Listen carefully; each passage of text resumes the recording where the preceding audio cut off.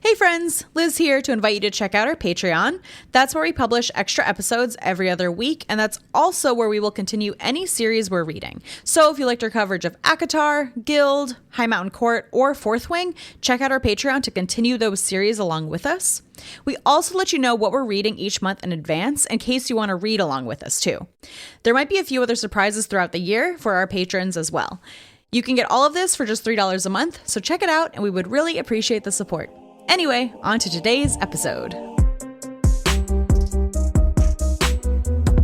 I'm sitting here like prepared to talk about the book, and I have like the summary pulled up and I'm looking at it right now, and it's like reverse harem. I'm like, is it a reverse harem? There's really only Lincoln and Andre. No, girl, there's a fully third other person we haven't met yet.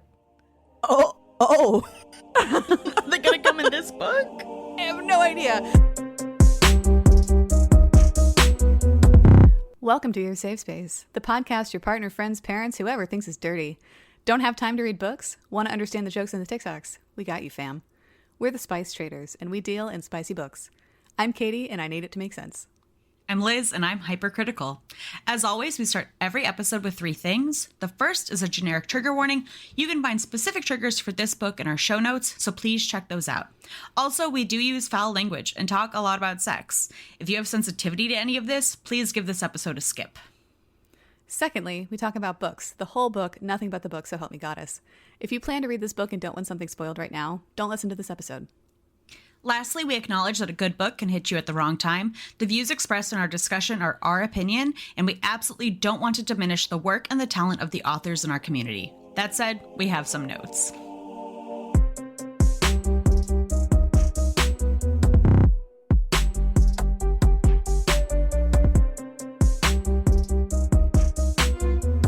Okay, so Liz, what are we talking about today?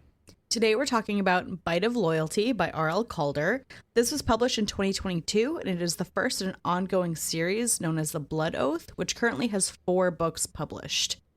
This book is 296 pages long, and that's a MIDI for us. So, in looking at this cover, which I had pulled up, and then I got distracted and changed, so... it does commit the cardinal sin of having a real person on it. However, it is really stylized. Make this bigger. The problem I have is I'm starting to feel the same way about people with like silver hair as I do with people with purple eyes, where I'm just like, totally. You can look like a normal person and be an interesting character.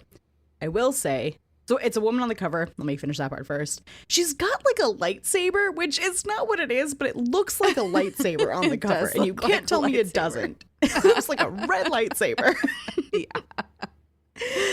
There's like Gothic architecture behind her and a full moon and like stylized red blood-ish on the bottom. I will say that she's wearing a really badass leather outfit that I want. Yeah. Her outfit is rad.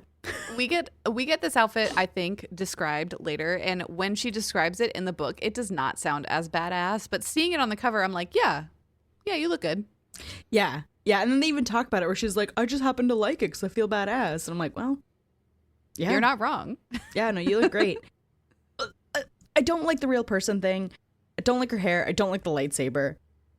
That being said, all of the books in this series do follow that same trend, which does make them look nice together. And as you pointed out, all of these series within this like universe that R.L. Caulder has created also follow this trend, which does, it is aesthetically pleasing once I got past the fact that they're all cartoon real people, that it's just not my jam. Yeah, I mean, points for consistency for sure. Yes. And I gotta say, it's not that I don't like the silver hair thing, because like I think in this case it's really badass. It's just I'm really over like the physical attributes of the chosen one, right? Like, yeah, it's not her that has purple eyes, but we also get another person with white hair and purple eyes, and I'm just like, okay. I think that's the thing. Like, I don't mind the silver hair, and in the art on the cover, it's cool. Like, it's darker underneath and like really light on the ends. I'm just over fantasy characters having this like one weird thing about them. Right. Yeah. Like, besides all of the other trauma that they have, that makes them weird. Right. We're like, you could be a brown-eyed brunette And like your character could still be interesting. Like she doesn't have to have purple hair, silver eyes, like, and she's already, we'll get to it, but like it's vampire. She already has red eyes. She doesn't need silver hair too. Right. Exactly. You with your plebeian brown eyes. Ugh, you can't be a main character with brown eyes. Come on. No, never. So, all that being said, it's fine. I'm all right with it. Yeah. I don't have that much else to say on the cover except for her lightsaber, which is explained. I just wish someone had pointed out that it looks like a lightsaber. It makes me think of, we were talking about Game Changer. And you know the game they play where he makes like a new Game Changer logo and they have to name the logo that it's like copying? Yes. Yeah, and they're like, you can't do that. It looks like the Duncan logo or whatever. I feel like the editor should be like, you can't do that because it looks like a lightsaber. I know. Well, okay, so between that and the way that she describes her sword when we first meet it, I thought that it was a fire sword. I'm not sure if that's the case, but I'm going to describe it as a fire sword. I mean, based on what the cover looks like, it sounds like a fire sword to me because it's glowing. Right. But so that's canon. So that's canon. Now it is now fire sword. If not, that's what it is. It is what it is. Any Hoosers. Let's get into it. Katie, why don't you kick us off? All right. So this book is on Kindle Unlimited, so that's great. Fantastic. I'm trying to make Daddy Bezos lose as much money as possible with this podcast. So as many books in KU as possible. That's great.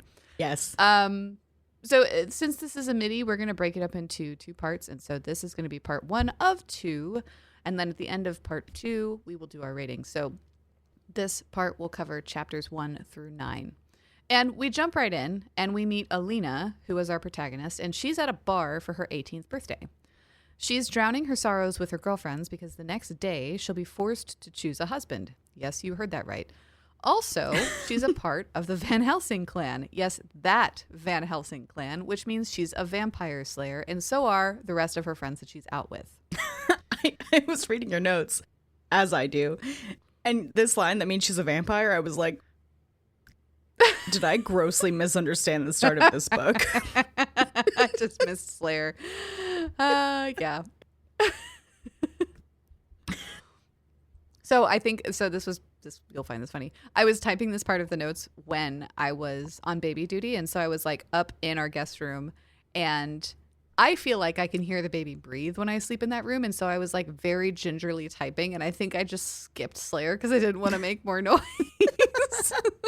And you know what you're talking about, but that makes sense. I could see why you would just be like, I'm going to type as gently as possible and cut out all these words. Yep.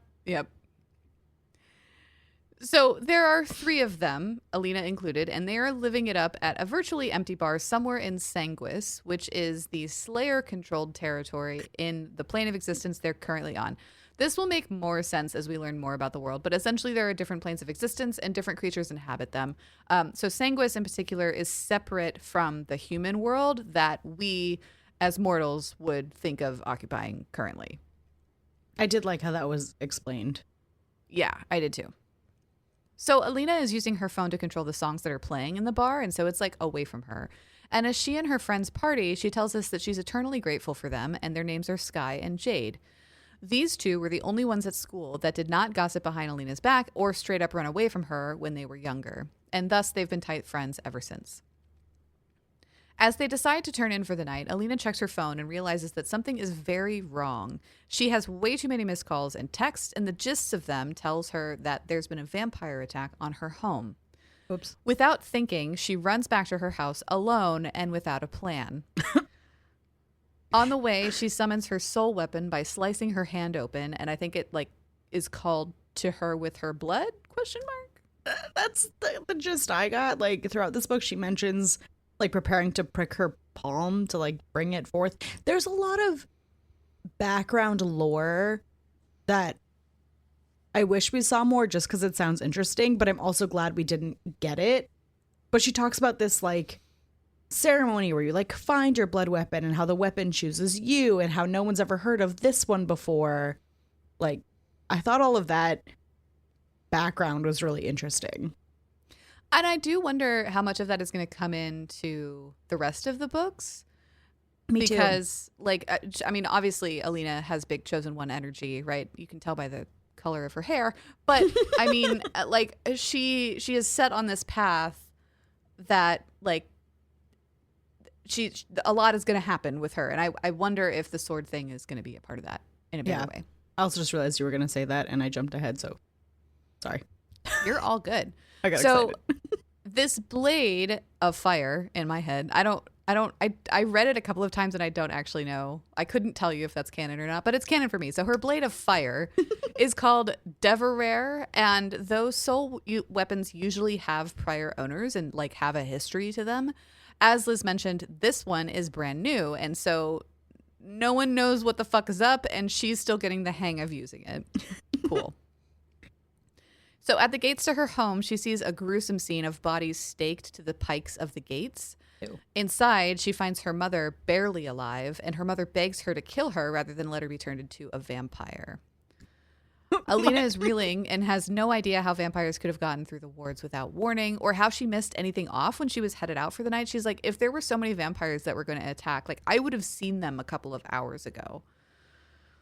But her training as a slayer kicks in, and she kills her mother using Deverare before her mother can turn into a vampire. This book starts with like 0 to 60 on it being dark as hell in here. Yeah, like 0 to 100 real fucking quick in here. Man, like no one even has a candle in this place. It's so dark. And it gets darker. Oh, yeah. Oh, so speaking of it gets darker. When Alina leaves her mother to go and search the rest of the house, 3 cloaked vampire figures stop her in her tracks. They restrain her and tell her that Dracula sends his regards before biting her on the neck, causing her to black out. She wakes up sometime later, completely disoriented and in an incredible amount of pain. Someone calls her name and she moves toward them. As she does so, she smells something amazing and delicious and seeks it out. Any guesses? So what's happened here? You'll never figure it out. As she's enjoying this thing, her thirst becomes more quenched, and she realizes that the thing she's been enjoying and drinking was the blood of her best friend, Sky. Unfortunately for Sky, Alina has drained her completely and killed her. Hiccups. Ugh. Alina screams in agony just as Jade arrives, and Jade like immediately realizes what's happened and is on the defensive. Remember, all 3 of them are slayers, right? So like this is a tough situation. Yep. And they've all been trained for this, even though Alina didn't quite follow her training. But how could you when you find your whole family decapitated and then have to kill your mom on your birthday? Yeah. Mm-hmm. Anyway, Alina begs Jade to kill her, but Jade tells her that she doesn't deserve such a quick death and tells Alina to leave and to never come back. Basically to go into timeout and think about what you did. Which, like, I couldn't tell if that was merciful or cruel. Like, I feel like Jade didn't want to murder her, but also wanted to punish her for everything. But, like, not her fault. So part of me, and I have nothing to back this up, but part of me is like, was Jade in on it? I have questions about Jade and Sky, and like, because we still don't really know what happened here. No, well, and because like, so Alina took off from the club, right?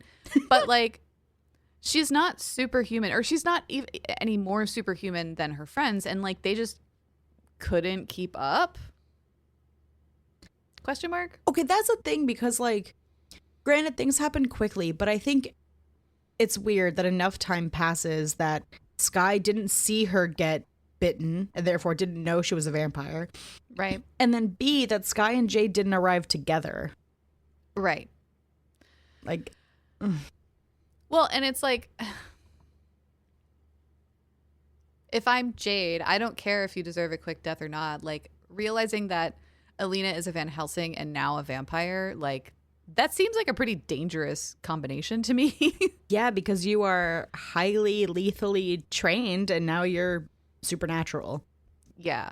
But that combined with the fact that we got all of this information about how like Alina was basically ostracized from the rest of the Slayer group because she was a Van Helsing, and not in like the Van Helsings are like shitbags or anything, but like they're just so powerful and like they're like the it guys, right? And so there's a lot of jealousy something. That I was wondering that too, because then we also get information. This is when she's still at her party at the bar, talking about how she's going to have to pick a mate and how she is convinced that they're all just going to be essentially like afraid of her or like cowed by her because she's so powerful and she won't have anyone to go toe to toe with, which will come into play later.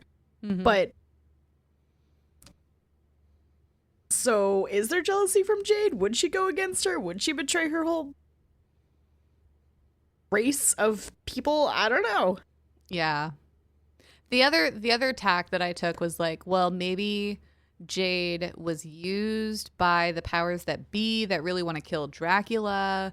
Because, like, based on what we learn later, I have a lot of fucking questions about how the Slayers and the vampires interact. Yeah. So, anyway, we'll get to it when we get to it. But we don't know. We don't have answers to those questions now. So, Alina gathers herself and asks whether any other Slayer house was attacked. And reluctantly, Jade tells her that it was only the house of Van Helsing, and she is now the last one. So her entire fucking family is dead. And it was clearly a pointed attack, not just vampires destroying all the Slayers they could get their hands on. Yes. So Alina vows to Jade to get revenge for the lives lost and then flees. As she runs from the house, she murmurs aloud, quote, "Roses are red, violets are blue. Here comes Alina, and she's going to kill you," which has big manic pixie dream girl energy to me. Also, I feel like the author was just so tickled by this rhyme because we also get it as like the epigraph at the start of this book. It's like we get it twice, and I hated it both times. I know. And I think you said this in our debrief, but it really went toward like a camp like track. Yeah, because I was so here for it. Like, it was so dramatic. It was so dark and like fucking violent, which, like, you know, the horror girly in me was like, yes. And then we get this line and I'm just like, what? But why? Yeah, very much. So, okay. Strike two for Alina, just like totally not paying attention to all of her training because she's determined to get vengeance and go like immediately to Dracula's castle. Girl, do some planning. She's like running through the forest and she's thinking about this castle and what she knows about it. And we learned that no Slayer has ever successfully returned from a recon mission there. So she knows next to nothing beyond like a general location where the castle physically is. And I'm like, girl, what is your plan? She doesn't have one. She doesn't even get like supplies. I have so many questions. Anyway. No, nothing. She has no plans. Also, if this was your plan, don't you think you would want to, I don't know, stay and talk to Jade and be like, let's get revenge? Like, can we partner up? Like, can we be an undercover I don't know. Like, she has no plan. No plan. Yeah. But it also feels like, so in the context of the story, like Jade made it perfectly clear that like Alina's not welcome there anymore. So I kind of get that. But I also don't from like a strategy perspective because it's not like Alina chose to be a vampire. Exactly. And now that we're here, it could be a really big asset, right? To have a like Slayer vampire. Right. But no. So Alina's running. And then she gets to the like edge of the territory of the Slayers and she runs into the barrier. It's a magical barrier that witches help them put up, and it seems perfectly intact, which seems odd since vampires had somehow slipped through to murder her entire family. Interesting. She tells us that the only other way that vampires could get through is if they had a very powerful witch helping them. So Alina tries to cross the barrier, but it burns her skin, and she wonders aloud what to do. And just as she does that, a woman appears out of a portal at that exact moment. We learn that portals like this aren't necessarily out of the ordinary because Alina and other Slayers use them to get to the human world on the plane of Ordinarius. Those are some of these names. I'm just like, okay. All right. But names are hard. I get it. I mean, it's the famous example is like Tolkien definitely meant to go rename Mount Doom and didn't. So I get it. Right. So it's the plane of Ordinarius, where the people are. Where the people are. So this woman has curled blonde hair and blue eyes that radiate kindness. And Alina can smell the power in this person's blood. And it takes all of her willpower to not like go and drink that blood for her own. Which She has remarkable control for a brand new vampire. Right. Again, big chosen one vibes, right? Yeah. So this woman introduces herself as Estrid, headmistress of the Dark Imaginarium Academy, which is a neutral territory in the supernatural territory of Preditus, the current plane that Alina is on. So Sanguis is like the Slayer area. It is, think of it like a state in the plane of existence, Predarius, or Preditus. I said it so confidently the first time. You did say it confidently the first time. I think Preditus. Preditus. That sounds like something you need to go to a doctor for. Yeah. Anyway, Preditus, whatever. They're there. We quickly learn that Estrid is a goddess, which is why her blood smells so damn good to Alina. She tells Alina that when there is a student in need, the Fates, who are like real people, real gods, give her, Estrid, a portal to that student to like ferry them to safety. It's a rare event, but that event has actually happened twice now in as many days, which is kind of weird. We find out later that the last time was like over a decade ago. Like, this doesn't happen. Right. So Alina tells Estrid that she isn't worthy of such kindness since she's a monster. But Estrid tells her that it's a miracle that Alina is even able to speak coherently after being turned 2 hours ago. Usually, fledglings take weeks or months to recover. She urges Alina to come with her and accept the help. She adds that monsters don't usually have so much grief and self-hate in their eyes as Alina does. Oof. Estrid goes on to say that if Alina accepts a position at the school, she'll attend for 4 years and then be placed in a prestigious job within the realm. Alina asks about Dracula and whether he hires people from there, but Estrid laughs and says likely not because he's so private. Even still, Alina accepts the offer and almost lies when Estrid asks her name, but ultimately decides to own who she is and where she came from. In this discussion, we also learn something wild, which is vampires can not only be made, like Alina was, but also born, which makes me have a lot of fucking questions about the Slayers. Yeah, are they just out here killing babies that didn't ask to be here? Right, like, okay, I understand that vampire, like there's people who murder people all the time, right? Like that. Yes. Let's just lay out that murder is bad, right? Yes. But like, if you didn't have a choice and you still got to eat, are Slayers just killing any vampire they come across? I don't know. I didn't really understand the purpose of Slayers. Like, I had to frame it as if they were kind of the police for vampires, but the more we learn about them, the more they just kind of seem like they hate vampires and just want to kill all of them for no real reason.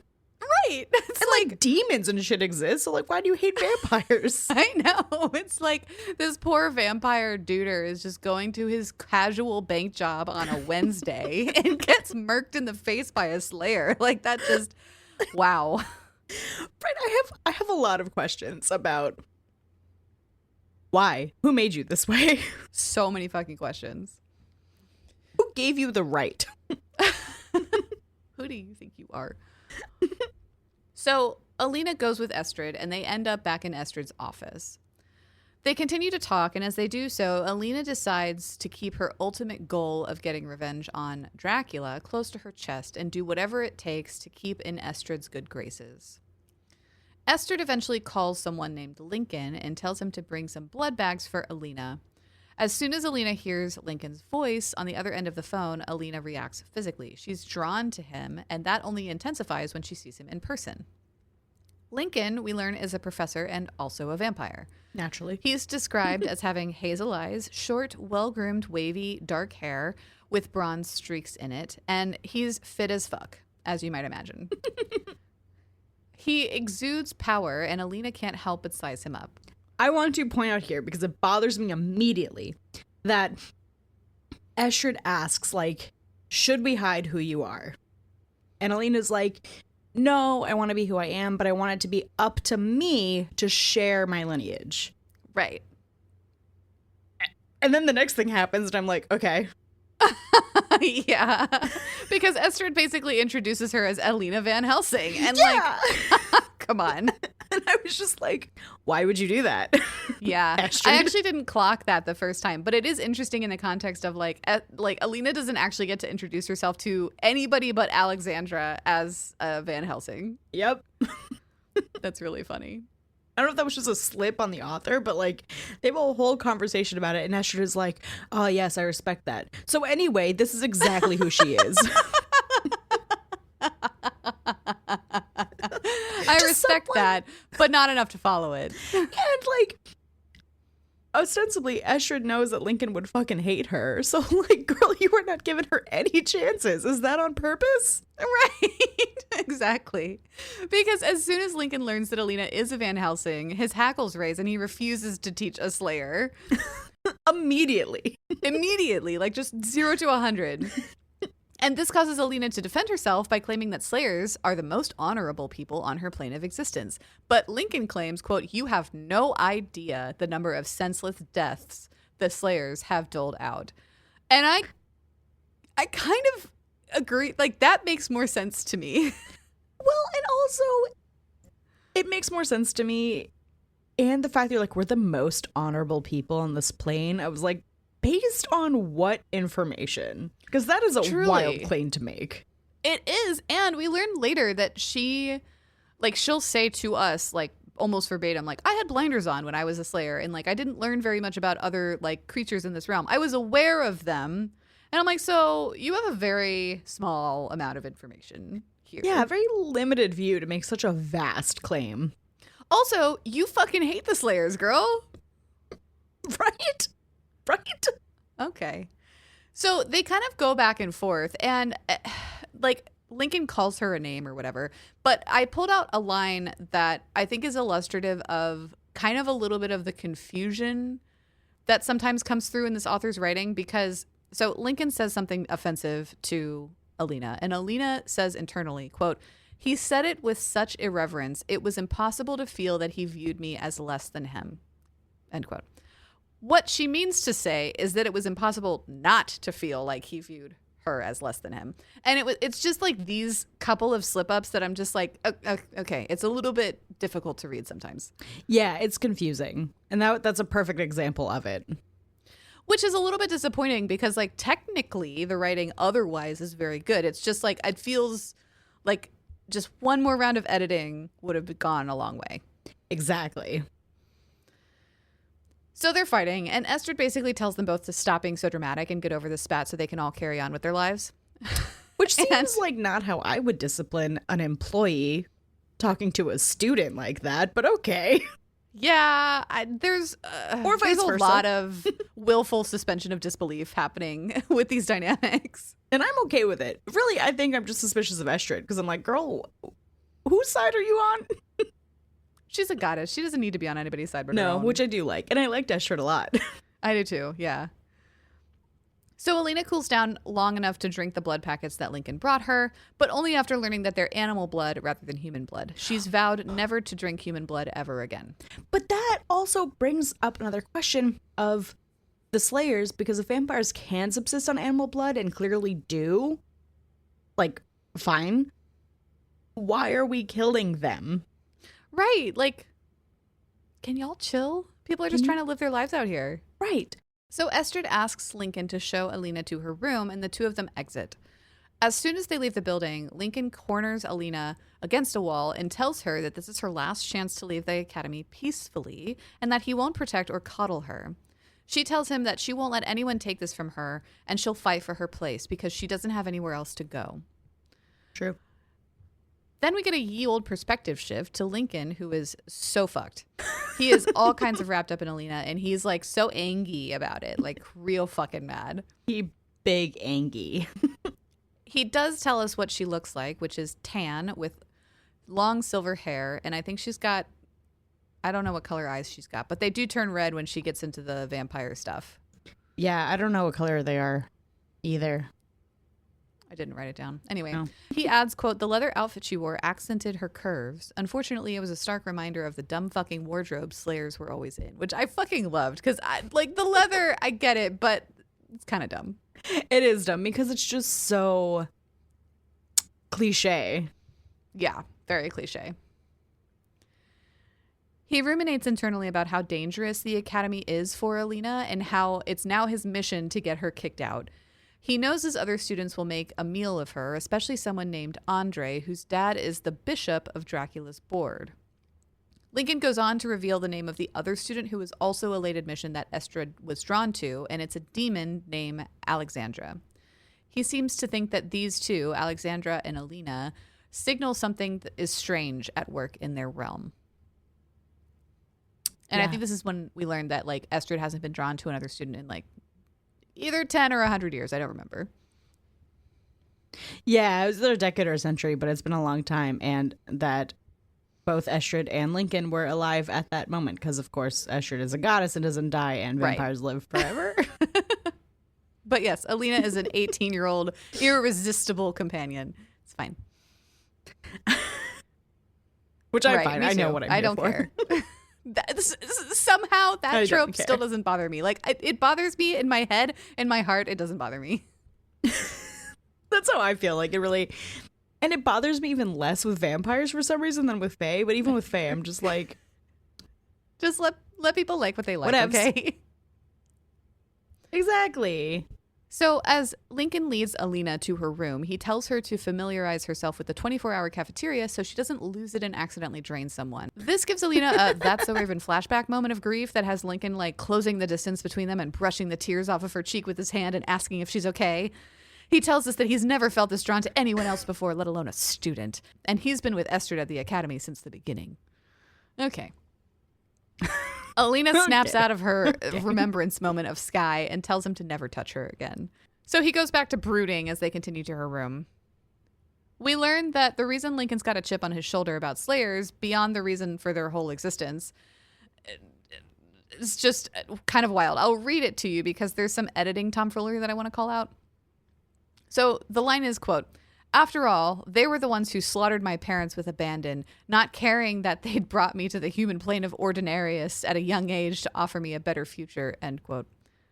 Okay, so Slayers killed his parents. Cool. That just seems like his parents were trying to do, like, their regular live shit and they got slaughtered for it, which Slayers are fucking wild. One.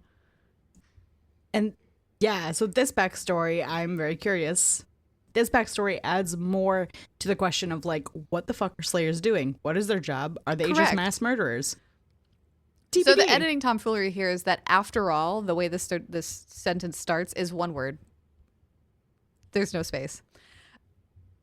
That's not a thing. And the way he says they were the ones who slaughtered my parents with abandon, period. It should be without abandon, right? It should be without abandon. Yeah, it's just like there's too many double negatives happening and they don't end up to the thing that they want. Anyway, it's just another example. I'll stop calling them out after this, but I just wanted to give you guys an example of, like, what you would be in for if you read this book. And it will come up and it will be shown within our ratings. So correct. It's not egregious to the point where it took away from any of my enjoyment, but it is kind of annoying. Yeah. To which I say, like, girl, I'm already reading it for my living. Not my living. You guys aren't paying me that much yet. I'm already reading it. Like, I will have fun and I'll give you notes. Like, it's fine. Right, we'll give you great notes. For any aspiring authors out there, we are happy to be any aspiring authors out there, we're happy to be beta readers. Totally. So when they get to her dorm, we learn that it's conveniently exactly beneath Lincoln's room. Because of course it is. So why would it not be? Lincoln is so agitated about this interaction with Alina that when he gets back to his room, he's intending to take a cold shower to alleviate his raging hard-on. But his super hearing allows him to hear Alina sobbing in her room. And so instead of a shower, he sits on his bed listening to her cry until she falls asleep and hating that he isn't with her to comfort her. I am intrigued to see how this ability to, like, hear each other comes into play. And also, if he had taken a cold shower and, like, wanked off, could she hear that? Oh, she definitely could have, because she hears it later. Oh, you're right. I forgot about that. Yeah. Awkward. So in the morning, we're back with Alina, who feels spent after feeling her feelings the night prior. Lincoln is banging on her door, telling her they have an appointment to get her school schedule. So, like, hurry the fuck up. She gets out of bed and goes to her wardrobe to get something to wear and makes a sound of surprised distress to see only uniforms in there for her to choose from. This causes Lincoln to burst in, thinking she's in danger. Okay. She complains to him about the uniforms, and he's like, oh, right, because Slayers with their leather daddy uniforms are so individualistic? And this kind of makes Alina bite her tongue. He tells her to hurry up and goes back in the hallway, and that's when she realizes that she's naked. And, like, look, I know that we're here for specific things involving vampires and reverse harems and not character development, but Alina says this thing internally, quote, maybe that was why deep down I loved the power struggle between Lincoln and myself. I have to say, she killed her mother and her best friend within 36 hours. At and most. saw the rest of her family slaughtered across her childhood home. And she's thinking about this power struggle between Lincoln, a man she does not know. Man she does not know, who is her teacher. What are we doing? What are we doing? Also, my other problem with, again, character development is I do like that we get kind of this one-liner of like, I'm comfortable in my skin. I don't care that he saw me naked or whatever. I've never once not noticed that I've been naked, which she ostensibly does. Mm-hmm. B, I would still care if my teacher saw me naked, no matter how confident I am in my skin. A stranger, not just my teacher, a stranger. Yeah. I'm just not built like that. No. And like good on you for being built that way, Alina. But like I couldn't get past the part where she didn't realize she was naked. Okay, that's really the thing. I have never not noticed. Yeah, I don't. Couldn't be me. So anyway, Alina gets dressed and meets Lincoln in the hall, but decides to test him by sitting at the top of the stairs rather than following him, which makes Lincoln pin her to the floor by the throat. Is this how you discipline all your students? Because sign me up. Yeah. Yeah. You're such a teacher's pet. Yeah. Yeah. So Lincoln tells Alina, if given a choice between the easy way or the hard way, he finds the hard way so much more interesting. And Alina can't help but be turned on by the situation because she admits that she's a brat who's been looking for someone to not let her walk all over them for like basically her entire life. And that was her whole fear of like essentially the auction block of her hand in marriage, that it was just going to be some dude that let her control him. Correct. So Lincoln throws Alina over his shoulder and carries her the rest of the way to the admin building for her meeting about her schedule. Like a sack of potatoes. Yeah, and I think this is a good place to add that, like, we are ferried with these characters from a couple of different buildings across a campus, and we don't get any description of this campus, and we certainly don't get a map. And so that leads to this feeling for me that this story happens on what is essentially a white canvas. And it's a little disorienting. It's very disorienting. Which, like, look, between that and, like, happening within, like, 2 rooms, I would definitely take this over that. But I just, like, can we get a little bit more of that, please? Like, how far did you walk? How many buildings are around? What do they look like?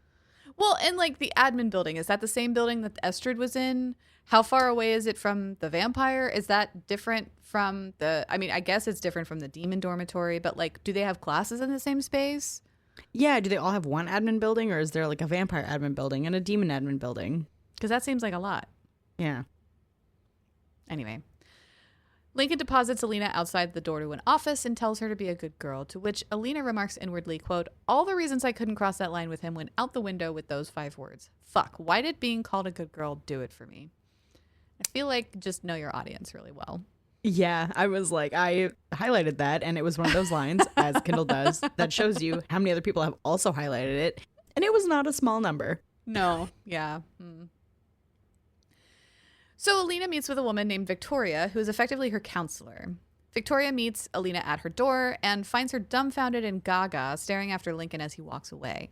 Victoria tells Alina that, yeah, Lincoln tends to have that effect on people, which makes Alina's hackles rise. The door to Victoria's office is unique in that it takes a small portion of the person's blood who opens it.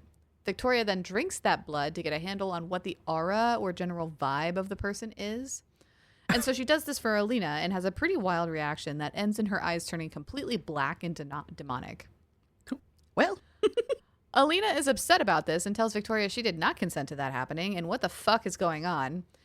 And Victoria's like, let me explain. I'm an empathic vampire, and while I can't see specific memories, I can feel the way someone felt or feels when I drink their blood. She tells Alina that Alina is a danger to herself and others if she does not consent to Victoria's counseling, which makes Alina begrudgingly agree. Inwardly, though, Alina's chewing through how she didn't know such a specific kind of magic existed in the vampire world and wonders what other things the Slayers don't know.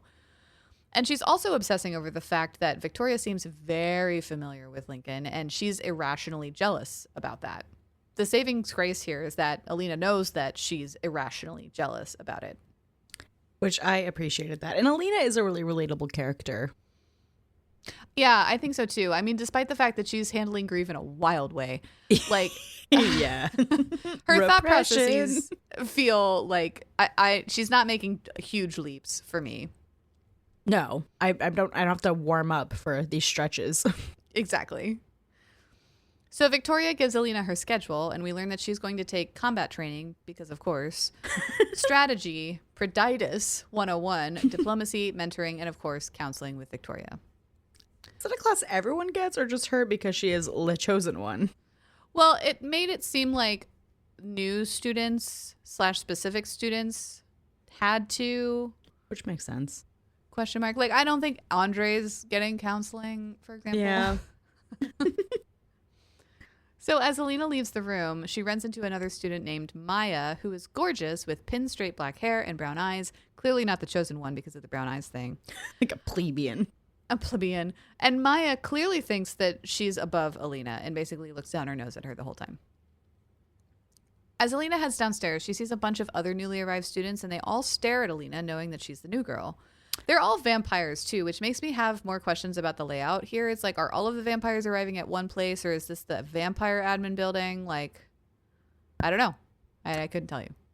I don't know either. The other question I had about where they all know she's the new girl is she didn't arrive late to the term. Like, Estrid says, like, tomorrow all the students arrive, and then Monday classes start, or whatever.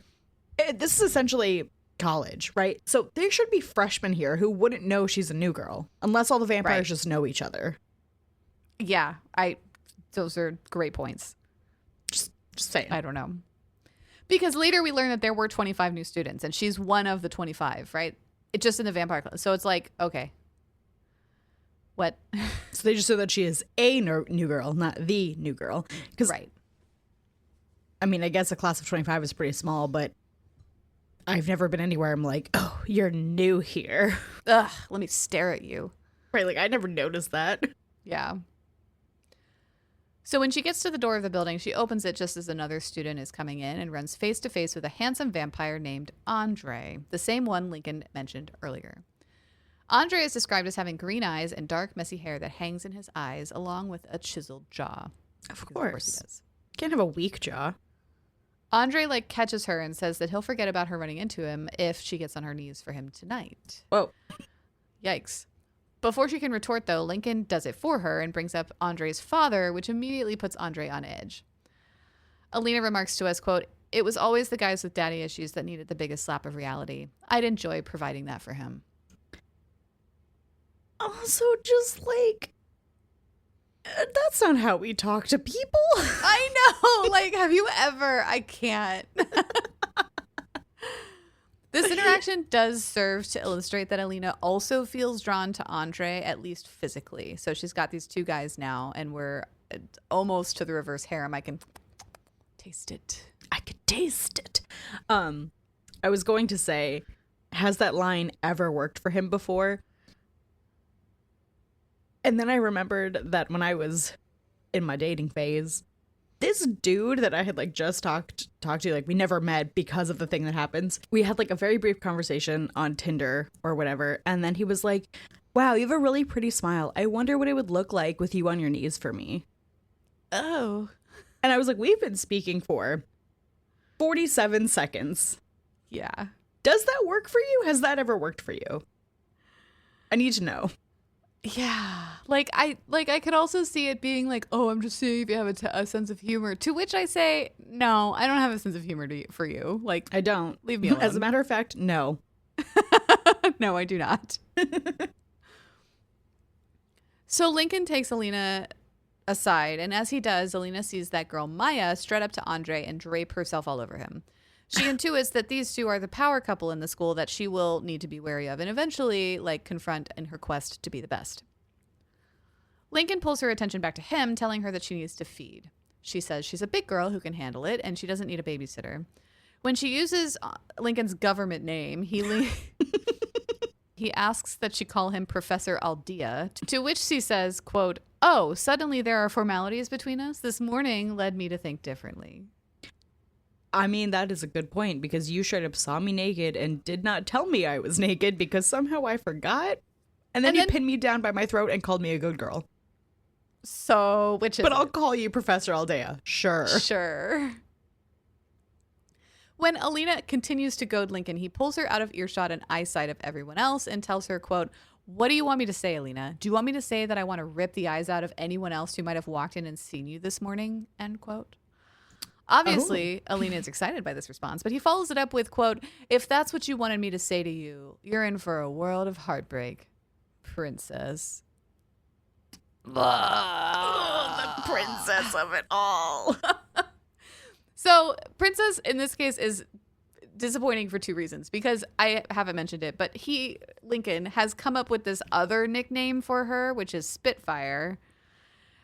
And we were going in a good direction with that, and now we're just back to this tropey bullshit. Yeah, that bummed me out. Yeah.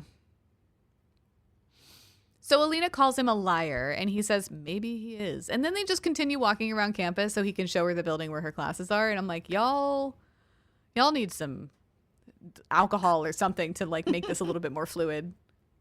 It's very awkward. Yeah. So I'll mention again, right? They're walking around. We don't get any description of where they're at. And this would have been a good place to put that in, but it just was a miss. And we don't get it. A blank canvas.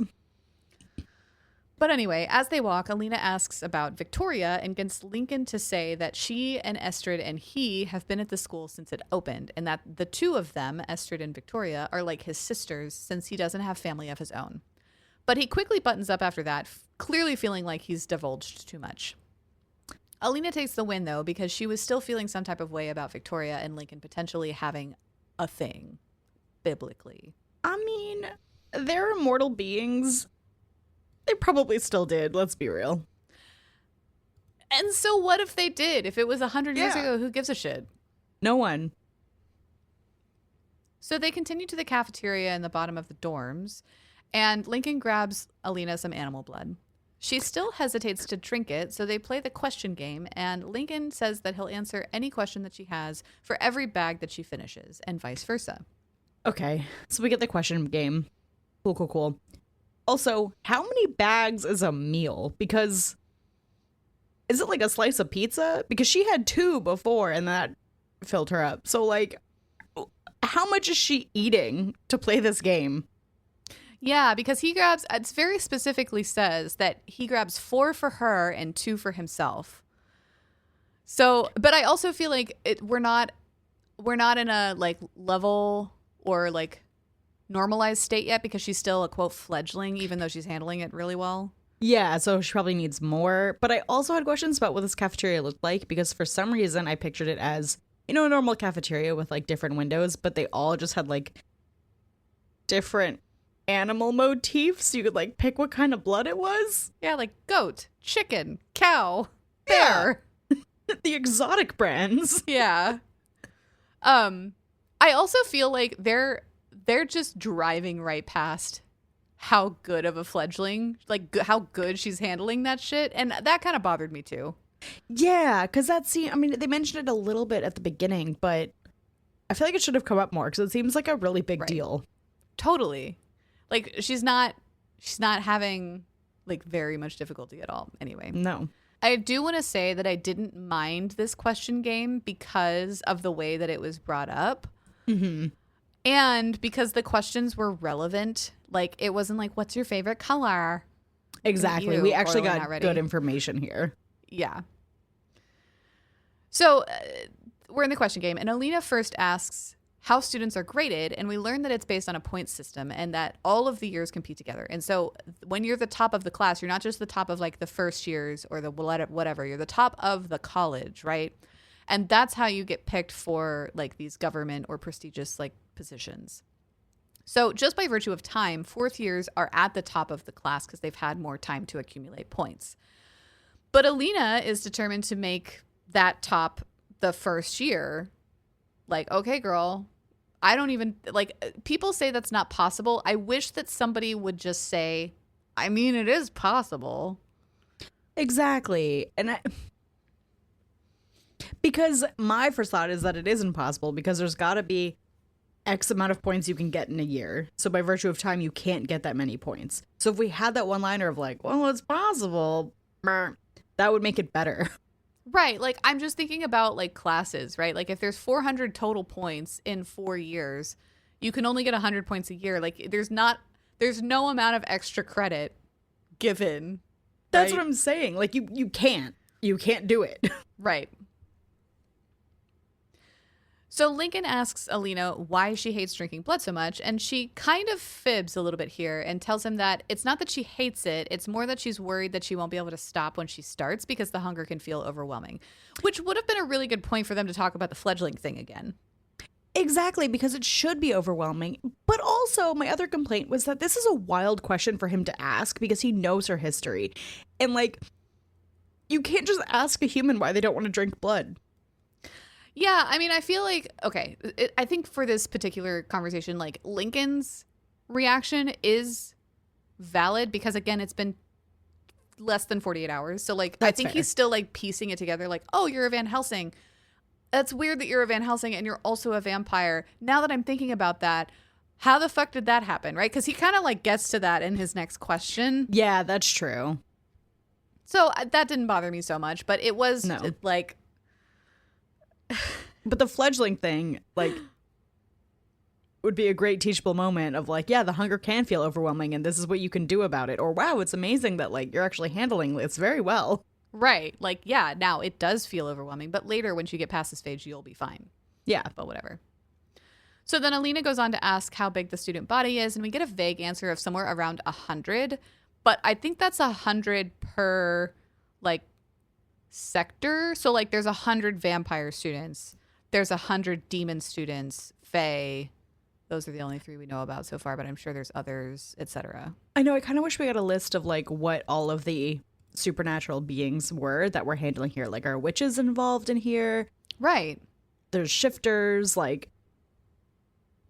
I do wonder if we're going to get more of that when she goes to the party. Yeah, that's what I was expecting. When they all mix. And commingle. Maybe that's when she'll meet Drake. Oh. Oh. Well, we haven't mentioned the party yet, but we did get that information earlier through Lincoln's inner monologue. That's true. Yeah, like there's a start of the year party coming up that we will attend. But I think now that we're talking about it, it is worth noting that this book is a reverse harem, and we've talked about 2 of them, right? So Lincoln and Andre, obviously through the way that she's talking about them, are going to be in her harem. But we were reading the summary of this book on Goodreads before we started recording, and fully there's like this third duder that like we haven't met yet in part 1. Which is wild that his name hasn't even been mentioned because we've met plenty of, like, there's been opportunity to meet other people. Right. Which makes me think that he's not going to be a vampire. Yeah, which will be very interesting. Yeah. Anyway, so back to Lincoln, and he asks what Alina meant when she said earlier that she had nowhere else to go outside of this school. She doesn't answer, and so Lincoln just kind of starts talking aloud, and he leads himself to the answer that Alina was forcibly turned into a vampire, and so by virtue of that is no longer accepted into the Slayer community. And he doesn't seem to like the idea of being forcibly turned very much. Which again brings me more questions about vampires and like what the problem is. Correct, right. And it brings me a lot of questions about the people who turned her. Like, did you mean to turn her or did you mean to kill her? Exactly. And if you meant to kill her, how could you have messed that up? Right. So Alina ends this discussion there because she does not want to answer questions about what happened, where she came from. She doesn't want to look at that grief too much at all. She certainly doesn't want to reveal her ultimate goal of revenge, and so she goes up to her room. But on her way out, Lincoln tells her that the answers to the rest of her questions can be found in the school handbook, which is waiting for her in her room. In this moment, Alina recognizes that Lincoln not following her and forcing her to answer his question is a remarkable respect of her boundary. And that makes her think about her prior life with her parents and the rest of the Slayer community, where she effectively wasn't allowed to have boundaries, and she appreciates that difference. And I get it. That's kind of a bare minimum. Okay, that was the vibe I've got of like, this is a normal thing that you should accept, and you haven't had it in the past, but it's bare minimum.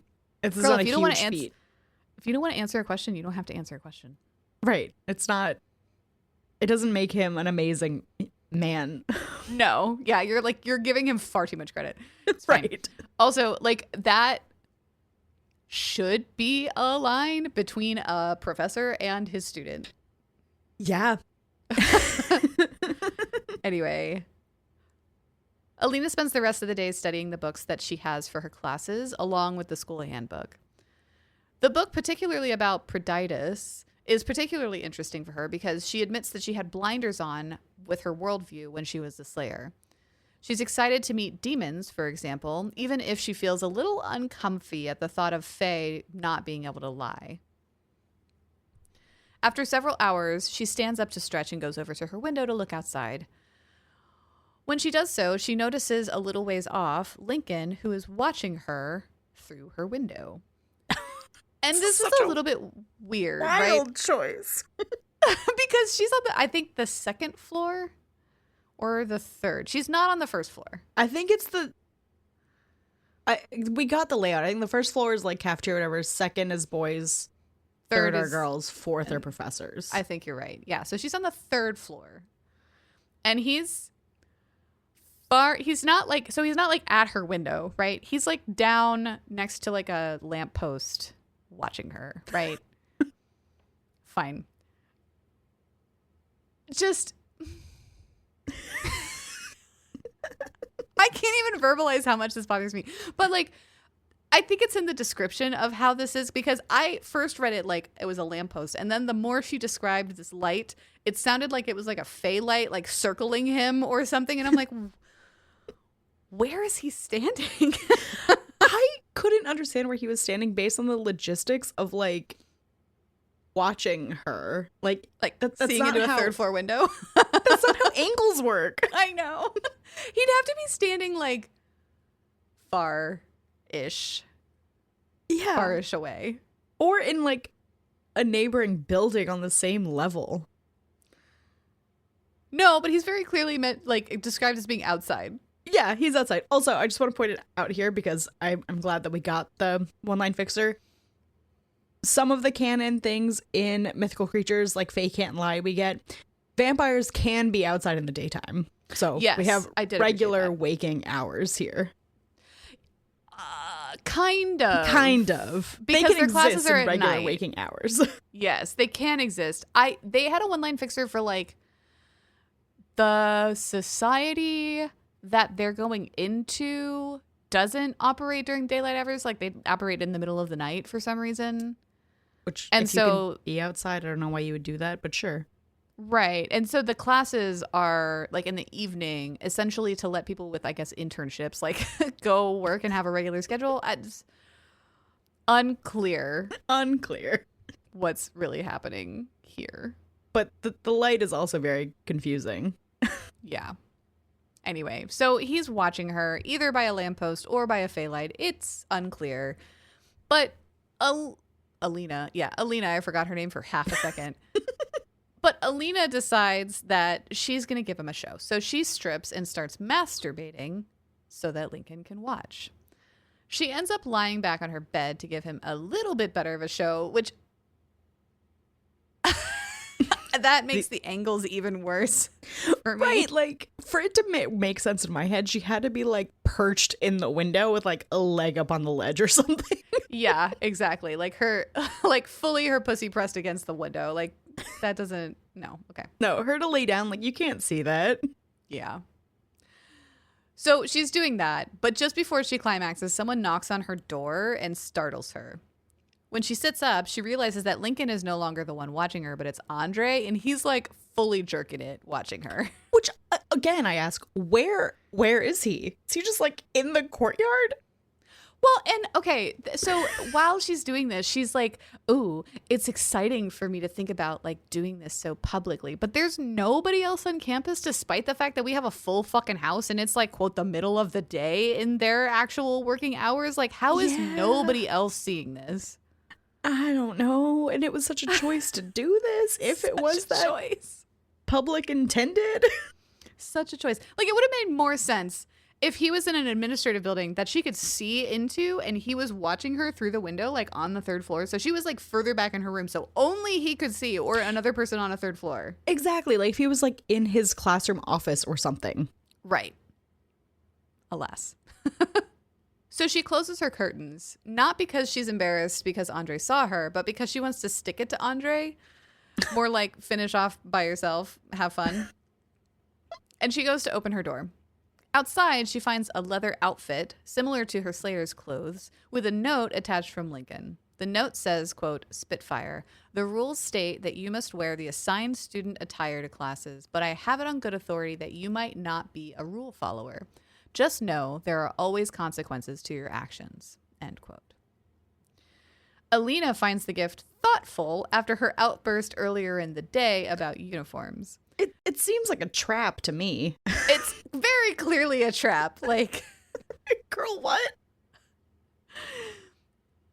She thinks it's so thoughtful that Alina thinks about going up to Lincoln's room to thank him sexually for this gift. But before she does, she hears him masturbating in his room above her and calling out her name. So she does the same thing and calls out his name.